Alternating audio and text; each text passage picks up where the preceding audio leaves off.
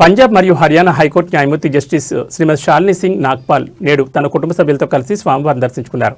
ఆలయ మహద్వారం వద్దకు చేరుకున్న ఆమెకు ఆలయ అధికారులు మరియు అర్చకులు ఘనస్వాగతం పలికారు.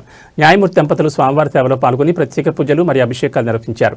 దర్శనానంతరం వేద పండితులు ఆమెకు వేదాచరణను అందజేయగా ఆలయ అధికారులు స్వామివారి తీర్థ ప్రసాదాలను శేషవస్త్రాన్ని బహుకరించారు. స్వామివారి దర్శనం తనకెంతో ప్రశాంతనిచ్చిందని, లోక కళ్యాణం కోరుతూ స్వామివారిని ప్రార్థించినట్లు ఆమె తెలిపారు.